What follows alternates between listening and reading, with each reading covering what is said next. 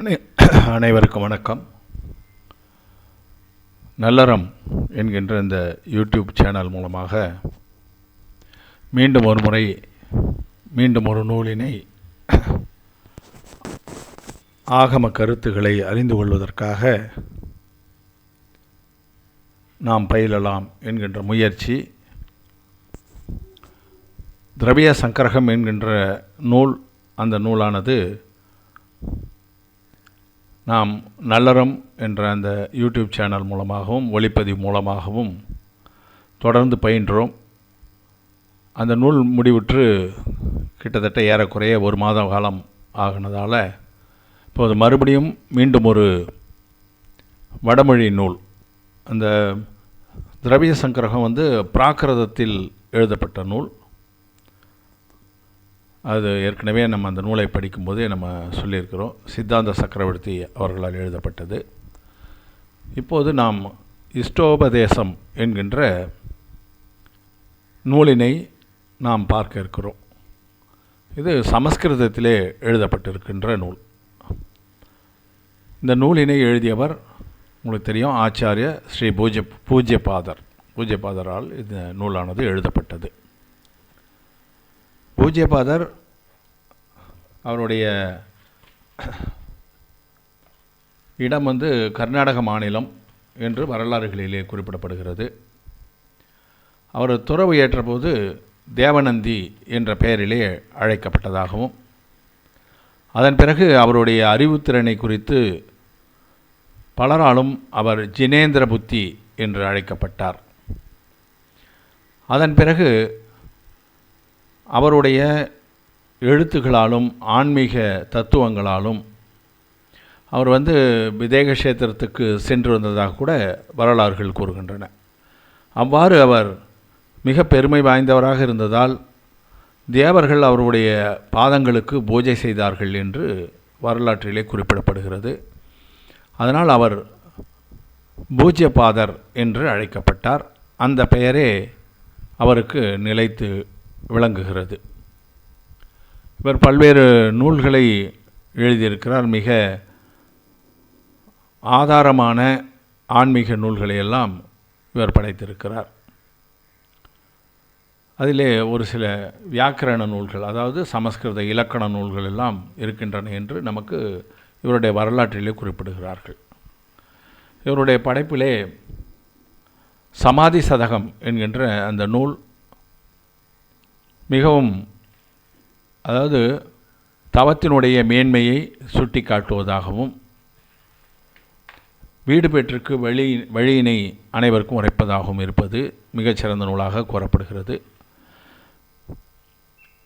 இதிலே அவருடைய நூல்களில் மிக முக்கியமாக கூறப்படுவது தத்துவார்த்த சூத்திர நூலுக்கு அவர் எழுதிய உரைநூல் சர்வார்த்த சித்தி என்கின்ற அந்த உரைநூல் மிகவும் அனைவராலும் அது அறியப்படுகின்ற நூல், மிக முக்கிய நூலாக அது விளங்குகிறது. இவ்வாறு பல நூல்களை அவர் படைத்திருக்கிறார் என்றும் அவற்றிலே ஒரு சில மட்டும்தான் தற்போது உலவி வருவதாகவும் நமக்கு அவருடைய வரலாற்றை படிக்கும்போது தெரிய வருகிறது.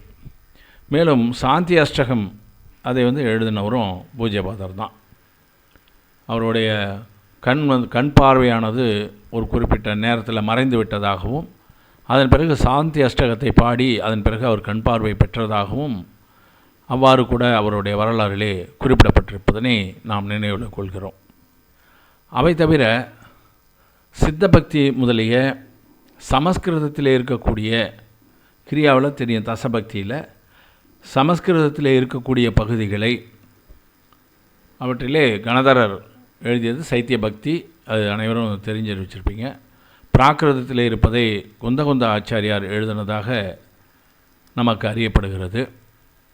சமஸ்கிருத பகுதியிலே சித்தபக்தி முதற்கொண்ட சமஸ்கிருத பகுதிகளை பூஜ்யபாதர் அவர்கள் நிறைவேற்றினார் என்றும் நமக்கு நூல்களிலே குறிப்புகள் காணப்படுகின்றன.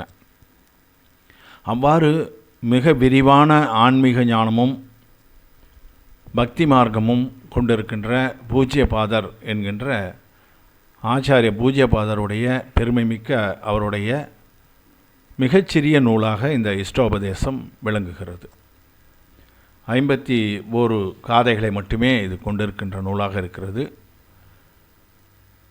இருந்தபோதிலும் இதில் ஒவ்வொரு காதைக்கும் நாம் விளக்கம் தேடும்போது பல நூல்களை நாம் அதற்காக தேடி அவற்றில் இருக்க கருத்துக்களை அறிந்து கொள்ள வேண்டிய அவசியம் ஏற்பட்டு இருக்கிறது. இப்போ அதனால தான் இது மிகச்சிறிய நூல். நமக்கு மிக நீண்ட நூல்களை எடுப்பதற்கு தற்போது பயிற்சி இருக்குதான்றத ஒரு சந்தேகத்தில் தான் சிறிய நூல்களாக நாம் பயின்று வருகிறோம். அதைத்தான் நான் எனக்கு இருக்கக்கூடிய அந்த ஞானாவரண சைவச கமலத்தில் முடிஞ்ச வரைக்கும் சின்ன நூல்களை பயில்வது தான் தற்போது சாத்தியம் என்பதால் நான் பயின்று இருந்தாலும் அதை எடுத்து கூறுவதற்கு மிகச்சிறிய நூல்களையே நான் தேர்வு செய்கிறேன். இருந்த போதிலும் அதில் இருக்கக்கூடிய அந்த காதைகளுக்காக நாம் பல நூல்களை கண்டுபிடித்து அவற்றிலே இருந்து நாம் கற்க வேண்டிய அவசியம் ஏற்பட்டிருக்கிறது. அதனால் இந்த சிறிய ஒரு முன்னுரையுடன் இந்த இஷ்ட உபதேசம் என்கின்ற ஆச்சாரிய ஸ்ரீ பூஜ்யபாதரால் எழுதப்பட்ட அந்த நூலுக்குள் நாம் செல்லலாம். அவர் கூறுகின்ற அந்த அரிய கருத்துக்களை எல்லாம் நாம் கண்டு உணரலாம் என கூறி தற்போது இஷ்டோபதேசம் ஆச்சாரிய ஸ்ரீ பூஜ்யபாதரால் எழுதப்பட்டது. அதனுடைய இறைவணக்க பாடல் முதல் பாடல் இறைவணக்கமாக அமைவது மரபு. அதன்படி அவர் கடவுள் துதியை முதல் காதையை படைத்திருக்கிறார். எஸ் ஸ்வயம் சுவாப்தி வாப்தி அபாவை கிருஷ்ண கர்மணஹ தஸ்மை சஞ்ஞான ரூபாய நமோசு பரமாத்மனே. யஸ்ய ஸ்வயம் ஸ்வபாவாப்தி அபாவை கிருஷ்ண கர்மணஹ தஸ்மை சஞ்ஞான ரூபாய நமோசு பரமாத்மனே. சமஸ்கிருதத்திலே உச்சரிப்புகளில் ஏதாவது பிழை இருக்குமானால் அவற்றினை தாங்கள் பொறுத்தருளுமாறு பணிவோடு கேட்டுக்கொள்கிறேன். இப்போ இதில் நம்ம சொல்லும் பொழுது யாரை அவர் வணங்குகிறார்? பெரும்பாலும் பார்த்தீங்கன்னா நம்ம தீர்த்தங்கருடைய பேரோ அவர்களுடைய வரலாற்றிலே இருக்கின்ற அந்த விஷயங்களையோ கூறி வணங்குவதை பெரும்பாலும் நம்முடைய கவிராயர்கள் நம்முடைய ஆச்சாரியர்கள் தவிர்த்தே இருக்கிறார்கள். நம்ம இவர் சம்பந்தபத்திரர் வேணால் ரத்னகண்டர ஸ்ராவச்சாவத்தில் மகாவீரரை அவரை துதித்து ஆரம்பிப்பார். அவர் கூட வேறு நூல்களை படைக்கும்போது அந்த குறிப்பிட்ட தீர்த்தங்கருடைய பெயரை சொல்லாமல் நம்ம ஏற்கனவே நம்ம பார்த்துக்கோ ரூப சவம், அதாவது ரூபத்தை வணங்குதல், அதே போல் வஸ்து அந்த வஸ்தினை வணங்குதல், அதன் பிறகு குணநலன்களை வணங்குதல், குணஸ்துதி என்று சொல்வார்கள். அதுதான் பெரும்பாலும் அனைத்து ஆச்சாரியர்களும் மிக பெருமையாக கருதுவது அந்த குணஸ்துதியை தான். அதனால் கடவுளுடைய குணத்தை சொல்லி அந்த குணத்தை உடையவரை வணங்குகிறேன் என்று சொல்வது ஒரு பாரம்பரியமாக இருந்து வருகிறது. அப்படித்தான் இதிலையும் இறைவணக்க பாடலில் என்ன பொருள் சொல்கிறார் என்று சொன்னால், சுபாவ நிலைக்கு மாறான விபாவ நிலையில் சேர்ந்துள்ள அனைத்து வினைகளும் விட்டு விலக ஆத்மாவின் சுத்த சைதன்யவலும் வெளிப்படும். அப்படிப்பட்ட ஞான வடிவான பரமாத்மனை வணங்குகிறேன் என்று இதிலே அவர் கூறுகிறார். இதில் ரெண்டு விஷயத்தை அதில் சொல்கிறார் பாருங்கள். சுபாவம் விபாவம் என்ற ரெண்டு விஷயங்களை அதை சொல்கிறார். எஸ்ய ஸ்வயம் ஸ்வாபாவாப்தி, ரெண்டாவது அபாவை, அதாவது ஸ்வாபத்துக்கு மாறாக இருக்கக்கூடியது, அதை விபாவம், அது அபாவை என்று இதிலே குறிப்பிடப்படுகிறதாக கருதலாம். இப்போ அதனால் ரெண்டு விஷயத்தை இதில் சொல்கிறார், சுபாவம் விபாவம். சுபாவம் என்பது உயிரினுடைய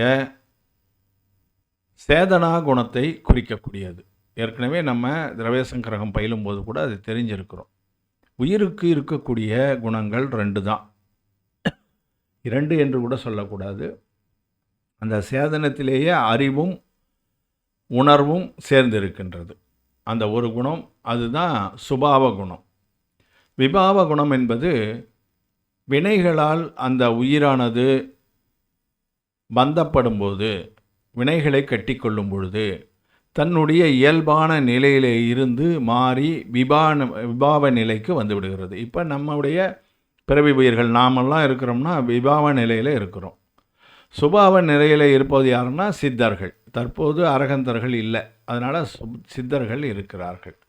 இந்த விபாவ நிலையிலே இருந்து சுபாவ நிலைக்கு செல்லுகின்ற பயணத்திலே முனிவரர்கள் இருக்கிறார்கள். அவர்களும் தற்போது விபாவ நிலையில் இருந்தாலும் கூட அவர்கள் சுபாவத்தை நோக்கி அவருடைய ஆன்மா பயணித்து கொண்டிருக்கிறது. அப்போ அந்த அனைத்து வினைகளும் விட்டு விலகியவுடன் அந்த ஆன்மா சுத்த சைதன்ய வடிவத்தை வெளிப்படுத்தும். அதுதான் சுபாவம். அந்த ஞான வடிவான பரமாத்மனை நான் வணங்குகிறேன் என்று இதிலே நமக்கு தெரிவிக்கிறார். ஸ்வயம் ஸ்வபாவாப்தி அபாவை கிருஷ்ணன கர்மண. கர்மங்களையெல்லாம் அழித்த பிறகு அந்த அபாவ நிலை சுபாவ நிலையாக மாறுகிறது. தஸ்மை சஞ்ஞான ரூபாயே. அப்படிப்பட்ட சஞ்ஞானம், சிறந்த ஞானம், அதாவது முழுமையாக இருக்கக்கூடிய ஞானத்தை உடைய அந்த ரூபத்தை, அந்த ஞான ரூபமாக இருக்கின்ற சித்தரை அரகந்தரை நமோஸ்து பரமாத்மனே என்று வணங்குகிறார். இதில் பார்த்தோம்னா நமக்கு சமயசார நூல் சொல்லுது. அதாவது ஆன்மா 2 நிலையில் இருப்பதனை பற்றி நம்ம இப்போ பார்த்தோம் இல்லைங்களா? அதை சமயசாரம் என்ன சொல்லுது? ஜீவோ சரித்த தம் சனநானட்டிவு தம் சசமயம் ஜான புக்கல கம்ம பதே சட்டியம் ச தம் ஜான பரசமயம். சமயம் பரசமயம் என்று 2 விஷயத்தை இதிலே கூறுகிறது. ஜீவன் சரித்த என்றால் சாரித்திரம், சாரித்திரம், தரிசனம், ஞானம் இவற்றிலே நிலை பெற்று இருந்தால், டிபு ஸ்திதியாக இருந்தால், நிலை பெறுவது எப்பன்னா இதில் எந்த விதமான விபாவமும் இல்லாத போது தரிசனம், ஞானம், சரித்திரம் இந்த எல்லாமே நிலையான ஒரு உருவத்தை பெறுகிறது. அப்படிப்பட்டது சமயம். சமயம் என்று சொன்னால் பல்வேறு பொருள்களை இப்போ நம்ம புரிஞ்சுக்கிறோம். ஆனால் நமக்கு சமயசாரம் தெளிவாக சொல்கிறது. சமயம் என்றால் ஆன்மா, ஆன்மாவைத்தான் சமயம் என்று கூறுகிறோம். அப்போ சமயம் அது சுய சமயம். இப்போ சுபாவம் என்று நாம் பார்த்தோம் இல்லையா? அதுதான். அதுவே புக்கல கம்ம பதே சட்டியம் ச தம் ஜான பரசமயம். ஜான என்றால் அறியுங்கள், தெரிந்து கொள்ளுங்கள் என்று நமக்கு ஆச்சாரியர் சொல்லித்தரார். புற்களமாக இருக்கின்ற கர்மங்கள் பந்தமாகி இருக்கின்ற அந்த நிலையிலே ஆன்மா இருந்தால் அது பரசமயம். 2 தான் சிம்பிளாகவே நமக்கு விளக்குகிறார் பாருங்கள். சமயசாரத்தில் பொறுத்த வரைக்கும் சசமயம் என்றும் பரசமயம் என்றும் 2 விதமாக ஆன்மா இருக்கிறது. அதிலே இந்த பிறவியிலே உழல்கின்ற ஆன்மா பரசமயம், சித்த நிலைக்கு சென்றுவிட்ட ஆன்மா சசமயம். அதான் சுபாவ விபாவ உயிருக்கு நம்ம எடுத்துக்காட்டாக விளக்கமாக நம்ம கொள்ளலாம். அதாவது ஒழுக்கம், காட்சி, அறிவு நிலையாக உள்ள உயிர் தன்வய உயிர் சசமயம். புற்கள பிரதேசத்தில் நிலைத்துள்ள உயிர் திரிபு உயிர், அதான் பரசமயம். அப்போ தன்வய உயிர் என்பது சசமயம், திரிபு உயிர் விபாவ உயிர் என்பது பரசமயம். மீண்டும் கூட ஒரு சின்ன விளக்கத்தினை நம்ம சமயசாரன் மூலமாக தெரிந்து கொள்ளலாம். சுத பரிசித அனுபூதா சவ்வச வி காமபோக பந்தகா ஏயத்தச வலம்போ நவரீன சுலபோ விகத்தச. அதாவது சுபாவ நிலையில் இருக்கிற அந்த ஆத்மா, சித்த ஆத்மா, அதனுடைய தன்மை எப்படிப்பட்டது என்று நமக்கு தெரியாது. ஏன் என்று சொன்னால் அதை நாம் பார்த்தது இல்லை, பார்த்தவர்கள் நம்மோடு இல்லை. சித்த நிலைக்கு போயிட்டவங்க திரும்பி வரப்போகிறதில்லை. அதனால் அதனுடைய சுகம் என்ன என்பது நமக்கு தெரியாது. ஏன் தெரியாதுன்னா, நம்முடைய ஆன்மா காம போக பந்தங்களால் கட்டுண்டு கிடக்கிறது. அதனால் நமக்கு அந்த பிறவியானது அழியவில்லை. பிறவி அழிந்தால்தான் அந்த சுகமானது நமக்கு தோன்றும். அதனால் இந்த இப்போ சொல்லிக்கிட்டே இருக்கிறாங்க, சித்த அவஸ்தை அல்லது சித்த சுகம் என்று சொல்கிறார்களே, அது எப்படி தேவ சுகம் போல் இருக்குமா, இல்லை அதை விட கொஞ்சம் அதிகமாக இருக்குமா, எப்படிப்பட்ட ஒரு சுகமானதாக இருக்கும், அப்படி என்ற ஒரு கற்பனையிலே தான் நம்ம இருக்க முடியுமே தவிர, அது அனந்த சுகம் என்கின்ற அந்த சுகத்தை நாம் உய்த்து அறிந்து கொள்ள முடியாது. தவ முனிவர்களுக்கே கூட அதனை முழுமையாக அறிந்து கொள்வது என்பது கொஞ்சம் முடியாத காரியமாகத்தான் இருக்கும். அதனால தான் நம்ம என்ன நினைக்கிறோம், இந்த உலகத்திலேயே இருந்து கொண்டு வசதியாக வாழ்ந்து கொண்டு இருக்கலாம் என்று நமக்கு எண்ணம் இருக்கிறது. ஆனால் அது கட்டுண்ட வாழ்க்கை. அந்த கட்டுகள் எல்லாம் விலகிய பிறகு கிடைக்கக்கூடியது தான் தனித்த நிலை, உயிரினுடைய தனித்த நிலை. அதுதான் சுதந்திரம். அதை தான் நம்ம சால்வேஷன் என்று ஆங்கிலத்திலே சொல்வார்கள், மோட்ச நிலை. எல்லா உயிர்களுக்கும் காமம் போகம் பந்தம் இவற்றின் விளக்கங்களை கேட்டும் பார்த்தும் அனுபவித்தும் அறிந்து கொண்டுள்ளன. ஆனால் தனித்த உயிரின் ஒருமை நிலையை அவ்வாறு அறிந்திருக்கவில்லை. அதனை அறிவதும் பெறுவதும் எளிமையானது அல்ல. அதை நாம் அறிந்து கொள்வதும் சரி, அதை அடைவதும் மிகவும் சிரமமான ஒரு விஷயம். அப்படிப்பட்ட ஒரு நிலைமையை அடைந்த அந்த பரமாத்மனைத்தான் நான் வணங்குகிறேன் என்று அவர் கூறுகிறார். இதில் ஒரு சின்ன விளக்கம் சேதனா குறித்து நம்ம விளக்கம் பார்க்கலாம். இதில் 3 காதைகளே சமயசாரத்தில் கொடுத்துருக்காங்க. அதுக்கு 3 காதைகளிலும் முதல் வரி மாறுபட்டிருக்கு, 2வது வரி ஒரே வரியாகத்தான் இருக்கும். அந்த மாதிரி நிறைய பார்க்கலாம் சமயசாரத நூலில். ஒரு முதல் வரியோ 2வது வரியோ ஒரு 4-5 காதைக்கு ஒரே மாதிரி வரும். வேதந்தோ கம்மபலம் அப்பானம் குணையீஜோ துக்கம்மபலம் வேதந்தோ கம்மபலம் மயே கயம் முனையீஜோ தூ கம்மபலம் வேதந்தோ கம்மபலம் சுகதி துகிதீய ஹவதிஜோ சேதா. அது 3 காதைகளுக்கும் முதல் வரி இது. 2வது வரி சோதம் புனோபி பந்தயீவியம் துக்கச அட்டவிகம். பந்தம் என்பது 8 விதமாக இருக்கிறது, துக்கத்தை தருகிறது என்று சொல்கிறார். ஆன்மாவுக்கு துக்கத்தை தரக்கூடியது. இப்போ ஆன்மாவுடைய சேதன நிலையை சேதனா நிலை என்று கூறப்படுவதனை 3 விதமான பிரிவாக நமக்கு காண்பிக்கிறார்கள். அதில் 3 விதமான பிரிவில் 2 பிரிவு அஞ்ஞான சேதனா, அதாவது ஞானம் இல்லாததால் அல்லது குறைவாக இருப்பதால், முழு ஞானம் கிடைக்காததால் இருக்கக்கூடிய அந்த சேதனம், அந்த உயிரினுடைய தன்மை. உயிர் அறிவு வடிவம் என ஜடப்பொருளுடன் தொடர்பு கொள்ளும்போது திரிபு நிலையை அடைகிறது. அது அஞ்ஞான சேதனா. அது 2 வகைப்படும். ஒன்று கர்ம சேதனா, இன்னொன்று கர்ம பல சேதனா. கர்ம சேதனானா ஒரு செயலை செய்யும்போது அதனால் வினைகள் வரும், நல்வினையோ தீவினையோ ஏதாவது ஒன்று வரும். அப்போ அந்த ஆன்மாவுடைய அந்த சேதனா உரிமம் கர்ம சேதனாவாக இருக்கும். அவ்வாறு பந்தமாகி இருக்கிற வினைகள் பலனை கொடுக்கும்போது அது அந்த ஆன்மா அதை அனுபவிக்கிறது. அது கர்ம பல சேதனா. பல என்றால் பலன், கர்மத்தினுடைய பலனை அனுபவிக்கிறது. ஒன்று கர்மத்தை செய்கிறது, இன்னொரு வகையில் கர்மத்தை அனுபவிக்கிறது. ரெண்டும் அதுதான், அந்த ஆன்மாதான் அதை செய்கிறது. விவகார நயத்தில் நம்ம திரவிய சங்கரகம் 2வது காதையில் இதை தெளிவாக பார்த்துருப்போம். அதுதான் அந்த ஆன்மாவானது கர்மத்தை வினைகளை செய்கிறது. செய்யும்போதும் அதை அனுபவிக்கும் போதும் அது அஞ்ஞானத்தால் அது நேர்வதால் அது அஞ்ஞான சேதனா நிலையிலே இருக்கிறது. இந்த 2 நிலையையும் விட்டு விலகுவது என்பது ஞான சேதனா. ஞான சேதனா தான் அந்த சித்த உயிர்களுக்கு இருக்கக்கூடியது.